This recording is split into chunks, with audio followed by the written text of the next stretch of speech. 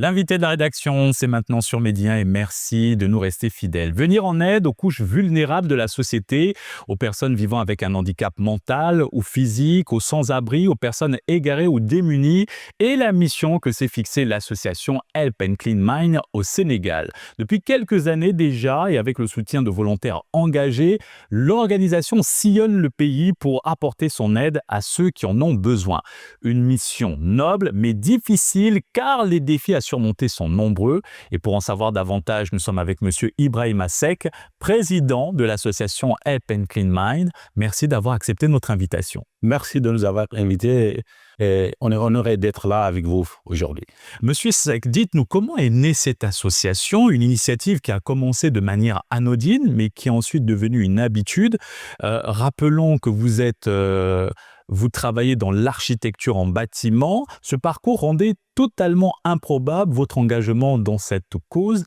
Qu'est-ce qui vous a poussé à agir? On essaie souvent, à chaque fois qu'on avait un chantier, d'aider une famille, une personne mal en point ou bien un malade mental. Donc, de fil en aiguille, les gens nous appellent, tu vois, un malade, deux malades, tu vois. Après, sur ce lancer, de fil en aiguille, on a vu nécessaire de créer l'association pour être leur ambassadeur. Quel est le profil des personnes que vous aidez au quotidien? Au quotidien, nous essayons d'aider des malades mentaux, SDF, enfants de la rue et familles démunies.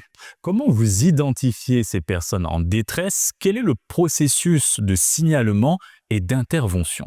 Le processus de signalement, on est dans tous les réseaux. À chaque fois qu'on voit une personne mal en point dans la rue ou bien un errant qui a besoin d'urgence, tu vois, Qui a besoin d'aide? qui a besoin d'aide, on nous appelle via les réseaux sociaux ou bien même les sapeurs-pompiers. À chaque fois qu'ils voient une personne, un malade mental ou bien une personne en détresse, ils font appel à nous pour leur accompagner. Une belle collaboration est née avec les sapeurs-pompiers. Alors, c'est vous qui les identifiez et qui postez leurs photos sur les réseaux sociaux ou bien c'est des anonymes qui vous envoient des informations sur tel ou tel cas en détresse dans la rue?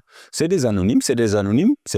Nous aussi, parfois, on le fait nous-mêmes, franchement, parce que on ne peut pas aller sans les sapeurs-pompiers, parce qu'il nous faut un papier, quoi.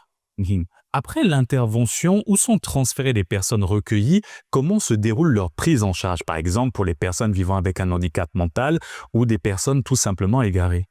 Les personnes vivant avec un handicap mental, ils sont tout le temps internés à l'hôpital psychiatrique ou bien à l'hôpital Fann. Quant à ceux qui sont mal en point ou bien victimes d'accidents, on est obligé de les amener dans les hôpitaux normaux qui sont, en fait, les hôpitaux Fann, Les hôpitaux de la place. à Dakar, ouais.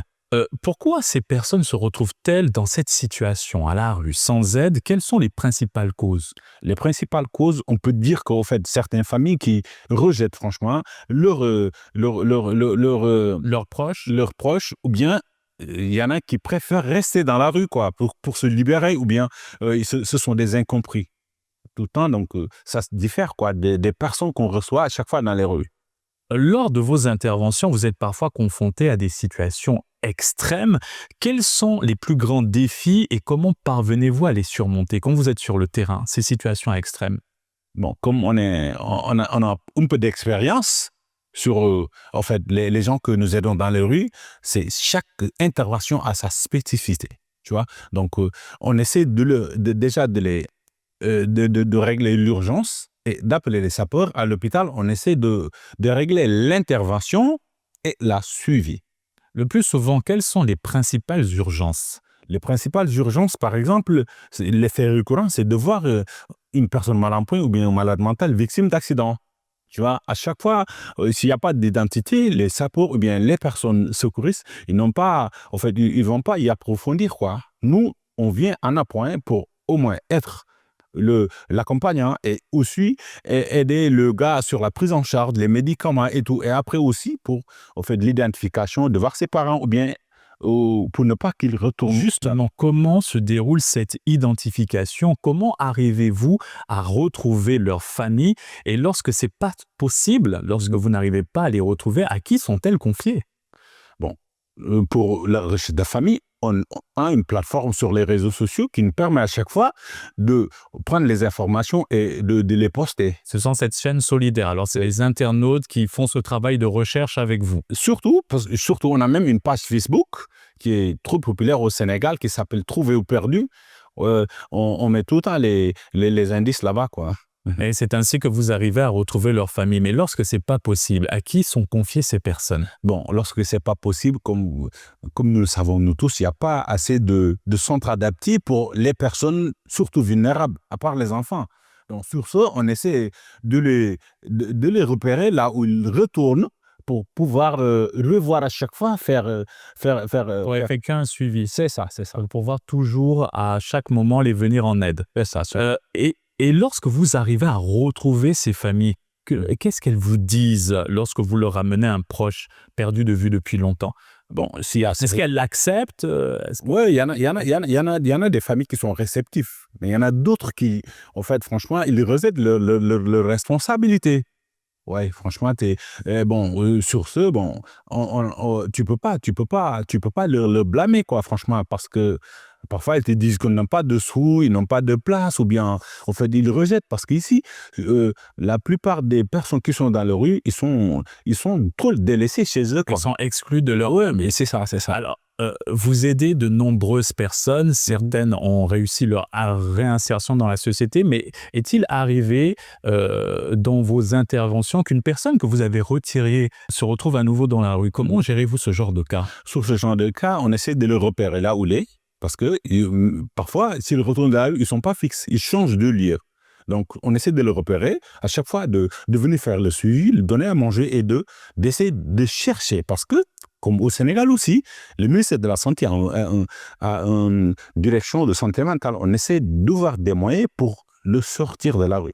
C'est une mission ardue. Qui vous soutient dans vos actions? D'où proviennent les aides dont vous bénéficiez pour venir en aide à ces personnes en détresse? Premièrement, il y a une chaîne solidaire qu'on a créée sur un réseau. Parce qu'à chaque fois, sur les réseaux sociaux, si on prend une personne mal en point, de midi, après, on va faire le suivi.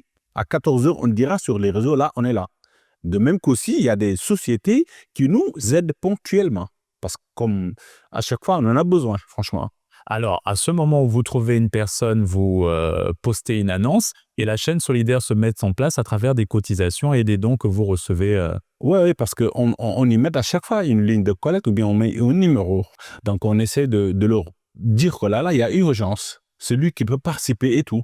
Mais il y a des bénévoles qui attendent que ça souvent. Alors, avez-vous reçu le soutien des pouvoirs publics pour étendre votre action? Êtes-vous en discussion avec eux pour que ces personnes vivant avec un handicap mental ou physique, qui sont dans la rue, ou ces personnes égarées, puissent avoir plus de soutien? Sans le soutien des pouvoirs publics, on n'aurait pas à avoir l'audace, franchement parlant, parce que c'est pas simple de prendre une personne et de l'amener de force, ou bien parfois ils sont réticentes. Donc les autorités nous appuient à chaque fois par un papier d'autorisation qui nous permet de le faire aussi, et de notre côté aussi un autre papier qui s'appelle de par la loi, qui allège le paiement à l'hôpital. Alors, ces papiers rendent légitime votre action sur le terrain. Quelles sont les actions que vous menez actuellement durant ce mois de Ramadan et que prévoyez-vous pour le reste de l'année? Bon, c'est comme chaque Ramadan, le soir, chaque 2 semaines, on fait des maraudes. Des maraudes, ça veut dire on cuisine des repas qu'on distribue dans la rue avec des couvertures et des habits. Parce que, comme nous le savons tous, il fait un peu froid à Dakar en ce moment. Donc, on essaie de leur donner à manger, des habits et des couvertures, et aussi de voir s'il y a urgence ou bien des personnes qui sont trop mal en point parmi eux. Avant de conclure cet entretien, de quoi avez-vous besoin dans l'immédiat? Avant cet entretien, vous parlez que vous n'aviez pas de véhicule pour les transporter et que vous deviez tout le temps attendre l'arrivée des sapeurs-pompiers pour pouvoir poursuivre vos actions. Oui, parce qu'on a besoin de matériel logistique, d'eau aussi.